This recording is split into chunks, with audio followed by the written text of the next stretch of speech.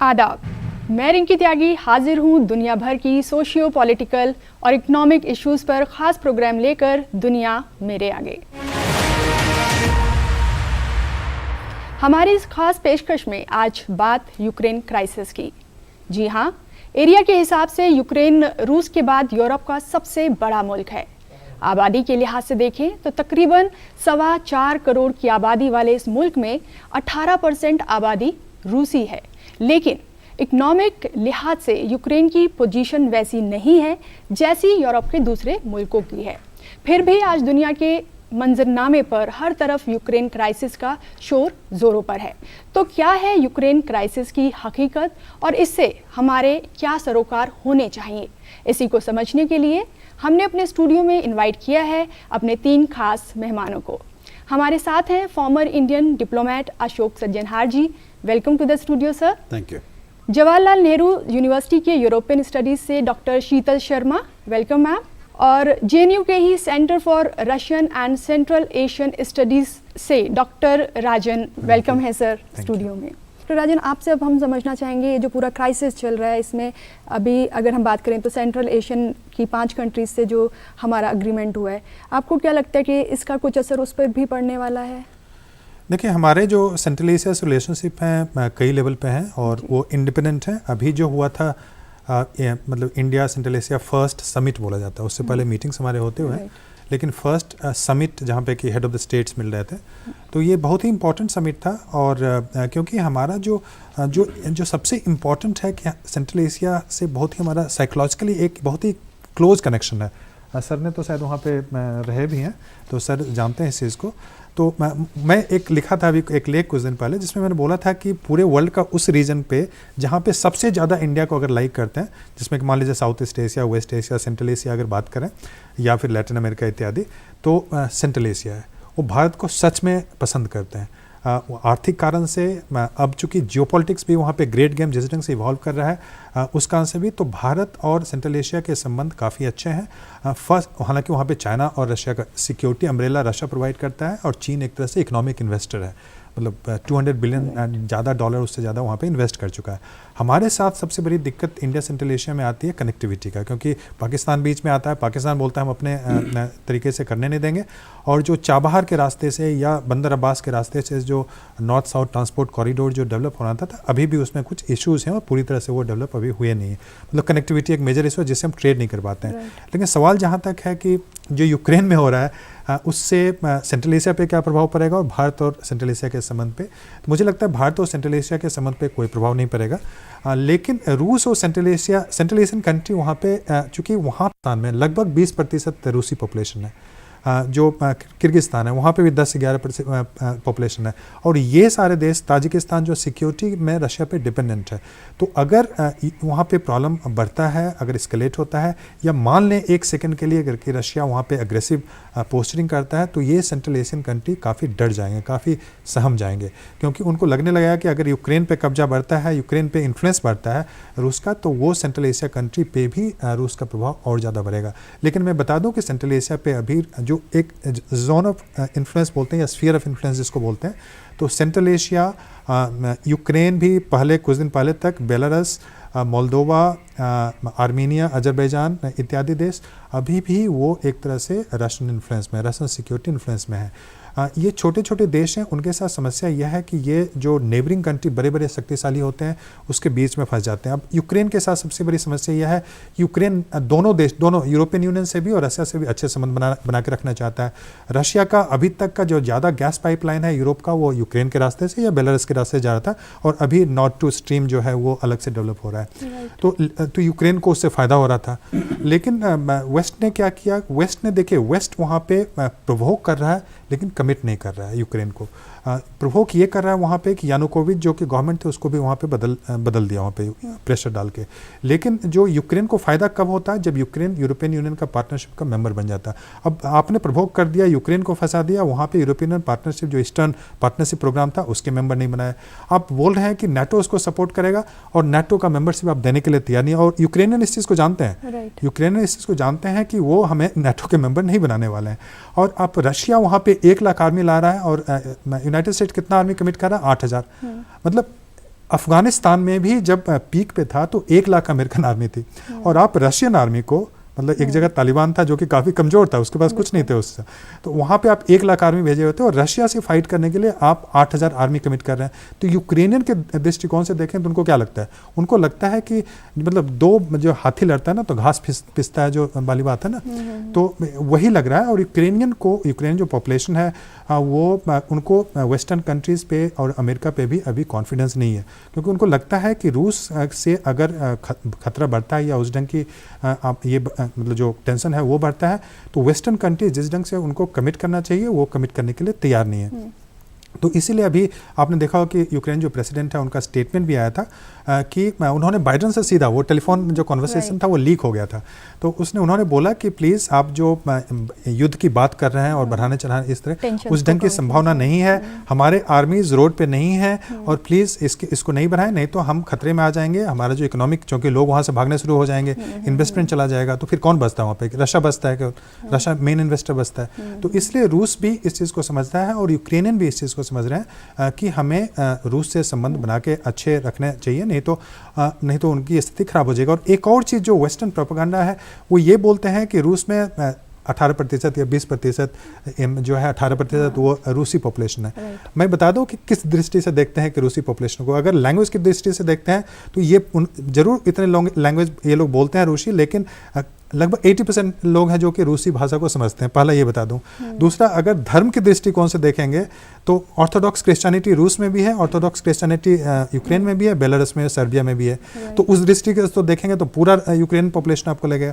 लेकिन ये सच है कि क्राइमिया का जो एनेक्सेशन हुआ था, क्राइमिया का जो इनकॉर्पोरेशन जिसको रशिया बोलता है, तो उसके बाद से वहाँ पे बहुत सारे यूक्रेनियन जो लोग हैं वो उसको मानने के लिए तैयार नहीं। उनको लगता है कि उनका जो सॉवरेंटी है उस पर ये सीधा अटैक हुआ है। और चूंकि रशिया भी सॉवरेन डेमोक्रेसी की बात करता है हर एक जगह पे, तो सॉवरेन डेमोक्रेसी की आप बात करते हैं शंघाई कोऑपरेशन ऑर्गेनाइजेशन में, ब्रिक्स में करते हैं, लेकिन जो दूसरे जो छोटे छोटे देश हैं उसकी सॉवरेंटी को आप रिस्पेक्ट नहीं करेंगे तो बाकी देश जो छोटे छोटे देश, सेंट्रल एशिया के देश उसमें भी आते हैं, तो वो खतरे में आ जाते हैं, उनको डर लगने लगता है। तो बस यही सिचुएशन सारे ईस्टर्न यूरोपियन कंट्री और सेंट्रल एशिया में भी देखने को मिल रहा है। बिल्कुल।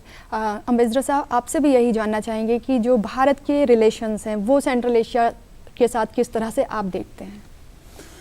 नहीं, जैसे प्रोफेसर राजन ने कहा, मैं बिल्कुल सहमत हूँ उनसे। जो हमारे संबंध बहुत अच्छे हैं, हमारे संबंध जैसे कहा जाए सांस्कृतिक हैं, पिछले 2000 साल से, उससे भी ज़्यादा, जब सिल्क रोड था तब से हमारे संबंध इन ये वाले जो सब रीजन है इसके साथ बहुत ही अच्छे हैं, बहुत ही घनिष्ठ हैं।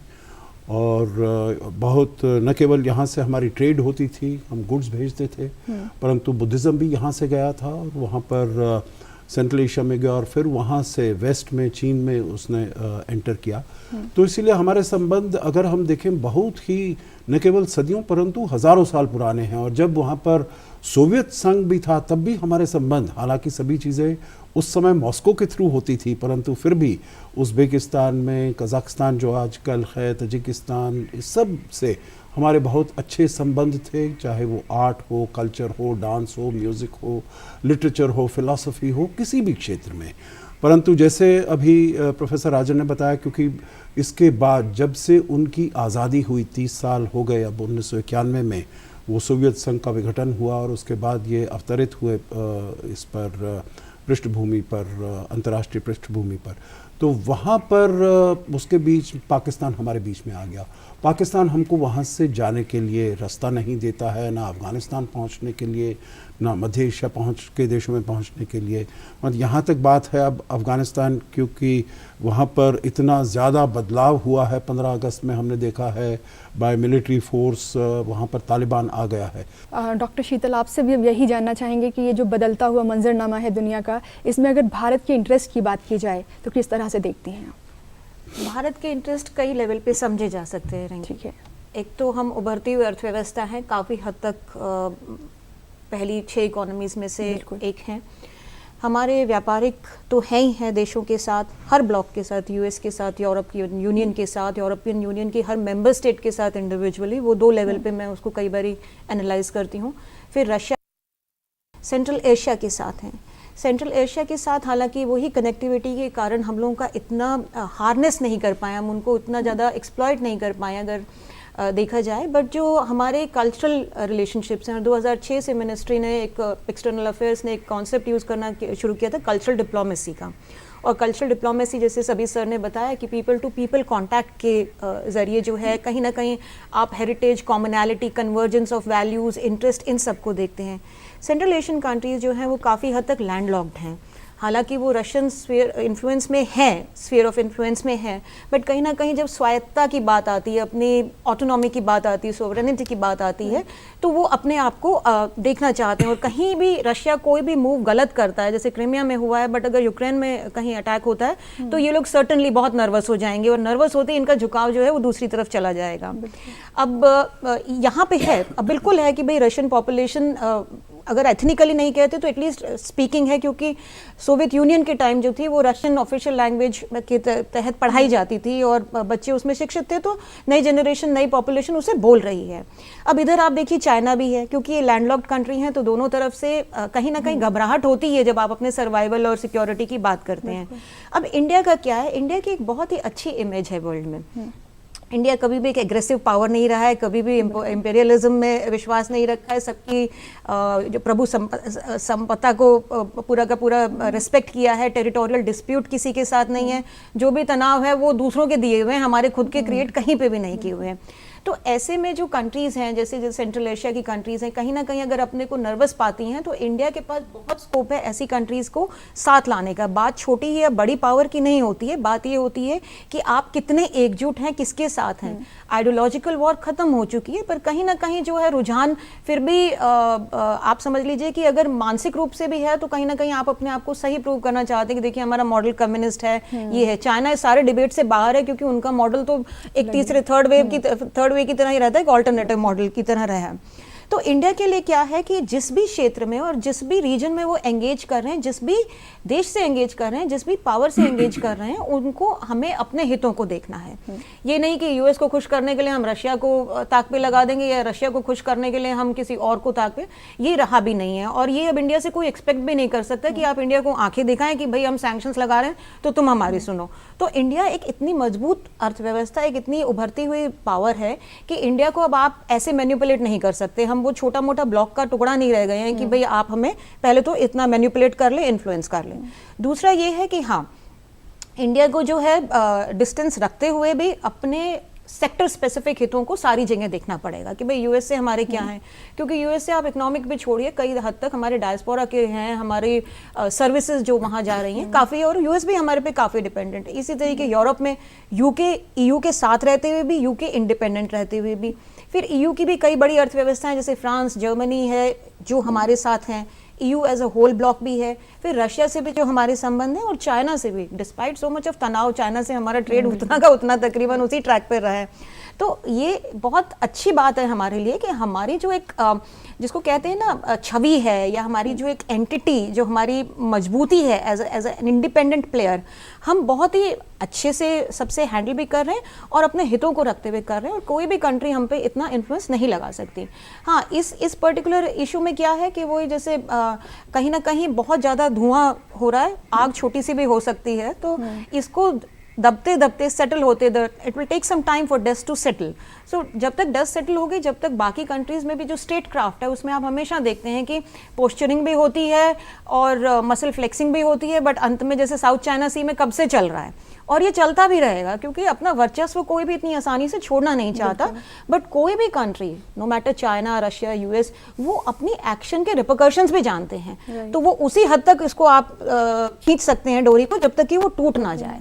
तो आप ये नौबत कभी भी नहीं आएगी कि आप इतना तार टाइट कर दीजिए कि वो टूट जाए और उसके कारण आपकी बाकी क्षेत्रों में भी किरकिरी हो जाए। तो मैं यही कहूँगी कि जो चल रहा है वो कुछ समय तक तनावपूर्ण रहेगा, बट सभी जो है वो सोची समझी उसके तहत ही एक्शन लेंगे। बिल्कुल, भारत का अपना एक स्टैंड है, भारत की अपनी एक इंडिपेंडेंट फॉरेन पॉलिसी लेकर भारत चलता है। और यहाँ पर डॉक्टर राजन आपसे जानना चाहेंगे कि जिस तरह से जो भारत की हम बात कर रहे हैं, तो भारत पहले भी अपने आप को नॉन अलाइंड ही लेके चला है, तो उसकी ये जो पॉलिसी है आगे कितना कारगर साबित हो सकती है? बहुत ही बढ़िया सवाल पूछा रिंकी, मैं तो वेट करता हूँ इस सवाल का। देखिए, भारत की जो विदेश नीति, पहले तो जैसा बताया शीतल जी ने बताया कि गुट निरपेक्षता वाली नीति थी, अभी बदलाव आया है निश्चित रूप से, हालांकि हम मेंबर अभी भी नाम के हैं लेकिन हमारे एक्टिविटी उस ढंग से नहीं होते हैं। लेकिन उसका जो प्रभाव है कहीं ना कहीं दिखता है। प्रभाव दो जगह दिखता है। देखेंगे कि भारत की जो पॉलिसी है अभी वो जो, अगर हम मिनिस्टर साहब की बात करें, हमारे जो एक्सटर्नल अफेयर्स मिनिस्टर जयशंकर साहब की बात करें तो कई बार बोल चुके हैं, उसको मल्टी अलाइनमेंट बोल रहे हैं। मल्टी अलाइनमेंट पहले था कि नॉन अलाइनमेंट, अब है मल्टी अलाइनमेंट, जिसमें कि हम रूस के साथ भी संधि करेंगे, हम अमेरिका के साथ भी करेंगे और चीन के साथ भी शंघाई कोऑपरेशन ऑर्गेनाइजेशन या ब्रिक्स में हम एक साथ हैं। तो भारत की जो विदेश नीति अभी है वो एक तरह से बैलेंस्ड वाली नीति है, क्योंकि अभी क्या है, जो जिस ढंग के ग्लोबल ऑर्डर जिस ढंग से इमर्ज कर रहा है, किसी को नहीं पता क्या होने वाला है। अभी ग्लोबल ऑर्डर की अगर मैं एक सेकंड में बात करूं तो क्या दिख रहा है आपको? अमेरिका चाहता है कि उसकी हेजेमनी बरकरार रहे, रूस चाहता है कि चीन चाहता है कि अमेरिका ठीक है वहाँ पर रहेगा, लेकिन चीन दूसरी शक्ति के रूप में सबसे वहाँ पे शक्तिशाली बन जाए और उसका प्रभाव बढ़े। जो तीसरे देश हैं जैसे भारत, जापान, यूरोपियन यूनियन, रूस इत्यादि, ये चाहते हैं कि वर्ल्ड एक तरह से मल्टीपोलर हो जाए। तो जो आप देखेंगे कि उस कॉन्टेक्स्ट में भारत के लिए यह डिसीजन लेना कि हम रूस के साथ रहेंगे या अमेरिका के साथ जाएंगे, ये बहुत ही मुश्किल डिसीजन है, क्योंकि भारत एक तरह से मिडिल पावर है अभी, एक सबसे इंपॉर्टेंट रीजनल प्लेयर है, साउथ एशिया में बहुत ही इन्फ्लुएंशियल प्लेयर है और इसके इन्फ्लुएंस इकोनॉमिकली या डिप्लोमेटिकली ग्लोबल लेवल पे बढ़ते जा रहे हैं, इसमें कोई शक नहीं है। लेकिन जो जिस ढंग का वर्ल्ड ऑर्डर इमर्ज कर रहा है उसमें भारत अपने आप को बहुत ही केयरफुली प्लेस कर रहा है, जिससे कि ऐसा ना हो कि कल, चूँकि हमारे चीन के साथ हम जानते हैं कि हम सिक्योरिटी प्रॉब्लम है, बॉर्डर इश्यूज़ हैं, लेकिन चीन के साथ भी हम पूरी तरह से क्यों नहीं जा रहे हैं? क्योंकि जैसा कि शीतल जी बता रही थी कि इसके बावजूद कि हमारे वहाँ पे बॉर्डर कॉन्फ्लिक्ट हो चुके हैं, इस बार का ट्रेड देखेंगे तो 100 बिलियन से ज़्यादा क्रॉस कर चुका है चीन के साथ, सबसे बड़ा पार्टनर के रूप में इस साल इमर्ज किया है।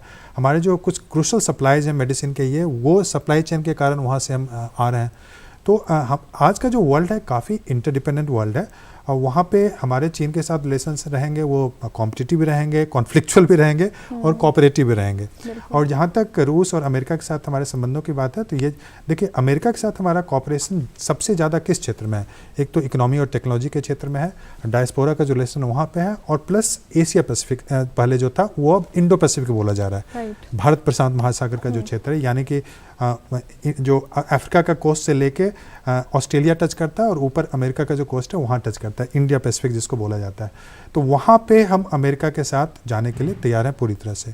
लेकिन हमारा प्रॉब्लम कई बार पाकिस्तान से प्रॉब्लम शुरू होता है, कई बार चीन के साथ हमारे कॉन्फ्लिक्ट हैं, सेंट्रल एशिया में हमें कनेक्टिविटी चाहिए, हमें ईरान के साथ अच्छे संबंध रखने हैं, रूस के साथ हमें अच्छे संबंध रखने हैं, तो वहाँ पे रूस का रोल बहुत ही इंपॉर्टेंट हो जाता है। तो इस इंडो पैसिफिक में हमारे अमेरिका के साथ संबंध है, तो यहाँ पे जो कॉन्टिनेंटल पॉलिटिक्स जो है, सेंट्रल एशिया, ईरान, ये सब जो एरिया, गल्फ कंट्रीज इत्यादि जो है, तो वहाँ पे कई बार रूस का प्रभाव काफ़ी ज़्यादा है। तो और अफगानिस्तान में आप जानते हैं कि अभी रूस का प्रभाव बढ़ गया है। तो इन सारे कारणों से हमें रूस के साथ भी हमारी मजबूरी है और एक तरह से हमारा एक हिस्ट्री भी रहा है, तो उस कारण से रूस के साथ भी हमारे अच्छे संबंध हैं। और हम बाकी जो देश हैं यूरोपियन कंट्रीज़, वहाँ से भी हम अच्छे संबंध बनाने की कोशिश कर रहे हैं। इकोनॉमिकली कई कंट्री से हम फ्री ट्रेड एग्रीमेंट जो है उसकी बात कर रहे हैं, जिसमें कि हमारे लगभग 15-16 कंट्री हैं, जापान के साथ हैं, बहुत सारे देश, श्रीलंका इत्यादि, तो वहाँ से फ्री ट्रेड एग्रीमेंट की बात कर रहे हैं। और मुझे लगता है कि इसको और भी ज़्यादा भारत को करना चाहिए। हालांकि regional comprehensive economic partnership south East Asia था, उसमें हम नहीं किए, और उसके आत्मनिर्भर जो दूसरे जो कारण थे उसके कारण से, लेकिन कई जगह पे, क्योंकि मुझे लगता है कि क्वाड जब तक उसको इकोनॉमिक बेस आप नहीं देंगे तब तक क्वाड जैसे ऑर्गेनाइजेशन काफ़ी सक्सेसफुल ऑर्गेनाइजेशन के रूप में इमर्ज नहीं करेंगे। तो वो मुझे लगता है भारत और अमेरिका ये सबको सोचना चाहिए। और सेंट्रल एशिया और रूस के साथ भी हमारे इकोनॉमिक रिलेशन उस ढंग से नहीं है जैसा कि चीन के साथ है, रूस का या सेंट्रल एशिया का। तो हमें इकोनॉमिक डिप्लोमेसी पे ज़्यादा फोकस करना चाहिए, तभी हम ज़्यादा कामयाब बाकी जगहों पर भी हो पाएंगे। बिल्कुल। अम्बेसडर साहब, आपसे ये एक और चीज़ हम जानना चाहेंगे कि जिस तरह से अभी राजन सर ने बात की वर्ल्ड एमर्जिंग ऑर्डर की, तो उसमें भारत के इंटरेस्ट क्या हो सकते हैं?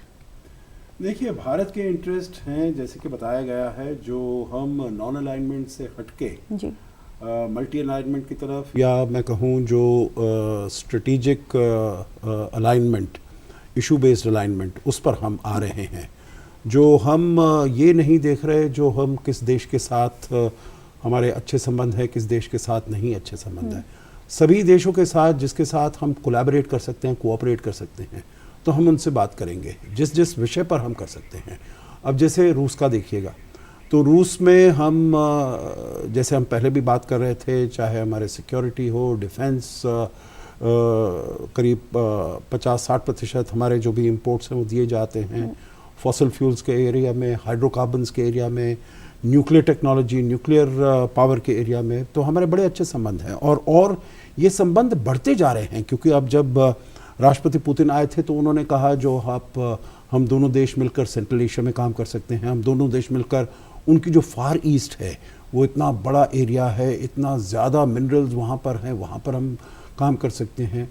क्योंकि देखिए ये सभी क्षेत्रों में रूस को, हालांकि उनके संबंध हम जैसे बात कर रहे हैं चीन के साथ बड़े अच्छे संबंध हैं, परंतु फिर भी उनको ये भय सताता रहता है। जो चीन इतना बड़ा देश है, उसकी आबादी इतनी बड़ी है, उसका क्षेत्रफल काफ़ी बड़ा है, उसकी इकोनॉमी इतनी बड़ी है और मिलिटरीली भी वो इतना ज़्यादा विकसित हो रहा है, तो हमारा जो प्रभाव है उसके ऊपर भी वो अंकुश डाल सकता है। तो इसीलिए सेंट्रल एशिया में, मध्य एशिया के देशों में जहाँ उसका फुटप्रिंट बढ़ता जा रहा है चीन का, फार ईस्ट में क्योंकि वहाँ पर आबादी बहुत कम है रूस की, परंतु चीन की आबादी है वो वहाँ पर आ सकती है, और फिर आर्कटिक एरिया में तो वहाँ पर भी कितने ज़्यादा मिनरल्स हैं वगैरह। तो अभी जब राष्ट्रपति पुतिन आए थे तो इन तीनों क्षेत्रों के बारे में बात की गई जो कैसे भारत और रूस वहाँ पर मिलकर काम कर सकते हैं। एक और चीज़ मैं आपको बताऊंगा, देखिए भारत के संबंध बहुत अच्छे हैं अमेरिका के साथ। तो जब एक आपको उदाहरण दूं, ये जो G20 की मीटिंग होती है तो 2018 में जब ये इसकी मुलाकात हुई थी ब्यूनस एयर्स अर्जेंटीना में, तो भारत ने ये जिसे कहा उन्होंने कहा है एक JAI, जापान, अमेरिका, इंडिया, इन तीनों, जो जापान के प्रधानमंत्री जो उस समय थे शिंजो आबे, भारत के प्रधानमंत्री, और वहाँ पर जो अमेरिका के राष्ट्रपति डोनाल्ड ट्रंप, इन तीन की मुलाकात हुई 2019 में जब ओसाका में, तब भी, और उसी समय RIC, रशिया, इंडिया, चाइना, इन तीनों देशों के बीच जो भी शीर्ष नेतृत्व है उनकी, तो मतलब भारत वेस्टर्न उसके साथ भी अच्छा गठजोड़ है, गठबंधन है, और रूस और चीन के साथ भी। हालांकि चीन के साथ 2020 से हमारे संबंध ऐसे ख़राब हुए क्योंकि उसने जो भी हमारे पिछले 20 साल की संधियाँ थी उनको तोड़कर यहाँ पर हमारे ऊपर हमला किया है, परंतु फिर भी भारत ने पूरी तरीके से अपनी रक्षा की और अपना वहाँ पर जिसे कहा जाता है मिरर डिप्लॉयमेंट किया। तो मैं कहूँगा जो भारत हर एक देशों के साथ अपने संबंध ऐसा नहीं है कि बनाए रखना चाहता, परंतु उनको और आगे ले जाना चाहता है। मध्य एशिया के देशों के बारे में हमने अभी बात की है, रूस के बारे में, अमेरिका के बारे में, जो कैसे हम हमारे हालांकि जब वहाँ पर अमेरिका में अगर देखा जाए राष्ट्रपति आए तो उन्होंने सभी चीज़ें बहुत ही उसमें बदलाव लाए। जैसे राष्ट्रपति डोनाल्ड ट्रंप आए तो जो भी बराक ओबामा के उनके निर्णय थे उनको उन्होंने एकदम उलटफेर कर दिया, चाहे वो पेरिस अग्रीमेंट था या ट्रांस पैसिफिक पार्टनरशिप अग्रीमेंट था, या आप घरेलू चीज़ों पर भी उनके देखिए, उनका जो ओबामा केयर हेल्थ प्लान था उसको सब जगह से वो निकल गए। ईरान के साथ थे वो उसमें निकल गए, परंतु भारत के साथ जो संबंध थे उनको आगे लेते गए। अभी जब जो बाइडेन आए तब ये कहा गया, जो जब देखिए वो प्रधानमंत्री मोदी की राष्ट्रपति ट्रंप के साथ बहुत अच्छे संबंध थे, तो ये इसका असर जो बाइडेन और भारत के संबंधों पर पड़ेगा, परंतु ऐसा कुछ नहीं हुआ। जब प्रधानमंत्री मोदी गए वहाँ पर सितंबर में, बहुत ही अच्छी उनकी मुलाकात हुई और उसके साथ साथ क्वाड को भी हम आगे लेकर जा रहे हैं। तो मैं ये कहूँगा जो हम अपने जो संबंध हैं उनको अमेरिका के साथ बहुत अच्छा कर रहे हैं और देशों के साथ भी। एक स्पेशली मैं ये कहूँगा जो वेस्टर्न एशिया है, पश्चिम एशिया है, उन देशों में हमारा बिल्कुल इतना प्रभाव नहीं था, इतना दबदबा नहीं था। अब आप देखिए, चाहे वो सऊदी अरेबिया है, यूनाइटेड अरब एमिरेट्स है, बहरीन है, और उसमें भी वहाँ पर भी बदलाव हो रहा है। हमने देखा है इब्राहिम अकॉर्ड साइन हुए, इसराइल की और यूएई के संबंध नॉर्मलाइज हुए हैं, इसराइल के बहरीन के संबंध नॉर्मलाइज हुए हैं, मोरक्को के साथ, सूडान के साथ। तो मतलब वहाँ पर भी ये बदलाव आ रहा है। और मैं ये कहूँगा जो भारत मेरे विचार से मात्र एक या बहुत कम ऐसे देशों में होगा जिसके इसराइल से बहुत अच्छे संबंध हैं, जिसके सऊदी अरेबिया और यूएई से बड़े अच्छे संबंध हैं, और जिसके ईरान के साथ बहुत अच्छे संबंध हैं। तो इसीलिए भारत हर देश के साथ अपने संबंधों को आगे लेकर जाने का प्रयास कर रहा है, और मेरे विचार से इसमें काफ़ी हद तक सफल भी हो रहा है। साउथ ईस्ट एशिया में ठीक है, हमने रीजनल कॉम्प्रिहेंसिव इकोनॉमिक पार्टनरशिप में वो भाग नहीं लिया क्योंकि हमारा मकसद और है आत्मनिर्भरता को आगे लाना, मेक इन इंडिया को आगे लाना, और इसमें हमने इनिशिएटिव्स लिए हैं, हमने कदम उठाए हैं। जो प्रोडक्टिविटी लिंक्ड इंसेंटिव स्कीम जो हमने की है, जिसमें अब 14 क्षेत्र शामिल हो गए हैं और काफ़ी हद तक उसमें हमें आगे वो मिल रहा है। तो चाहे वो इकोनॉमी हो, चाहे हमारे जो स्ट्रेटेजिक टाइज हों, स्ट्रेटेजिक रिलेशंस हों, उन सब को हम आगे लेकर जा रहे हैं। और जैसे कि कहा गया है, बहुत सारे नए इनिशिएटिव्स हैं। इंटरनेशनल सोलर अलायंस का है, फिर हमारा जो जिसे वन वर्ल्ड वन हेल्थ का एक वो आह्वान दिया गया है, प्रधानमंत्री मोदी ने दिया है, या फिर हमने अपना जो वैक्सीन मैत्री इनिशिएटिव लॉन्च किया है, जिसमें करीब 100 से ज़्यादा देशों को हमने चाहे वो ग्रेटिस फ्री वैक्सीन्स दिए हों या कोवैक्स के थ्रू जो WHO का एक इनिशिएटिव है उसके थ्रू, या फिर मेडिकल सप्लाईज दी हों, तो हर क्षेत्र में और अपने जो पड़ोसी देश हैं, सबसे पहले जो प्रधानमंत्री मोदी ने आह्वान दिया था नेबरहुड फर्स्ट का उन्होंने दिया था। तो हालांकि पाकिस्तान के साथ तो हमारे संबंध नहीं हुए हैं वो, क्योंकि पाकिस्तान आतंकवाद का दामन नहीं छोड़ता है। भारत के साथ जो उसके संबंध हैं उसको वो आतंकवाद के उससे नज़रिए से देखता है। परंतु अगर आप और देशों के साथ देखिए, भूटान के साथ हमारे अच्छे संबंध थे, नेपाल के साथ आगे बढ़ रहे हैं, बांग्लादेश के साथ इसे कहा जाता है golden age of our relations, Sri Lanka के साथ भी संबंध अच्छे हो रहे हैं, मालदीव्स के साथ जब अब्दुल्ला यामीन थे तब हमारे संबंध बिल्कुल भी अच्छे नहीं थे, अब जब इब्राहिम सोली हैं वहाँ पर राष्ट्रपति, बड़े अच्छे हमारे संबंध हो गए हैं। तो मैं कहूँगा जो हर क्षेत्र में प्रयास किया जा रहा है अपने संबंधों को आगे बढ़ाया जाए, जिससे कि अपने देश में एक इसका अच्छा प्रभाव हो और हम अपने आर्थिक स्थिति हम अपनी और बेहतर कर पाएँ। तो इस पथ पर अग्रसर हैं और मेरे विचार से काफ़ी हमें इसमें सफलता भी मिल रही है। बिल्कुल, भारत का जो स्टैंड है वो न्यूट्रल है, वो अपने हितों के हिसाब से अपने डिसीजंस ले रहा है, कोई हमें किसी के बायस नहीं है हम, और जो हमारे हित हैं हम उनमें काम कर रहे हैं।